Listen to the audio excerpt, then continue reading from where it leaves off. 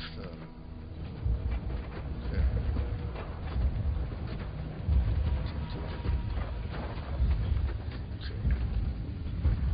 Κοίτα ένα μαλάκα άντρα ρε.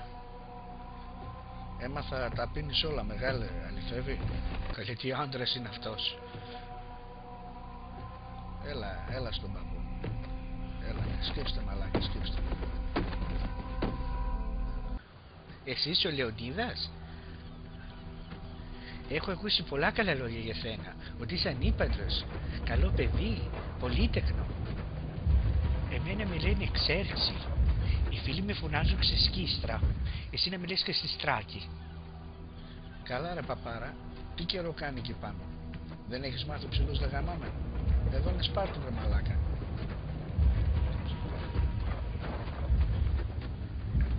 Κοίτα μια αδερφή ρε. Ποιος σου κάνει? Αχ, βρίσε με, ταπείνωσέ με.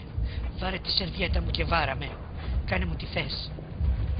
Εγώ είμαι ο Ξέρξης. Ήρθα για τα αγοράκια εδώ, για σένα. Άκου μου ρε Ρουμπίνα ξεκολιάρα. Βρωμόκολους δεν γαμάμε εμείς στη Σπάρτη. Πάρ' το πουσταριό σου και δίνε του για θα σας κάνουμε πόλεμο. Ακούς ξεκολιάρα τι σου λέω τι έχω δει? Καλά, γιατί να κάνουμε πόλεμο? Έρωτα ήρθα να κάνουμε. Εμείς είμαστε Πέρσες, καλά παιδιά. Τρίπια από πίσω.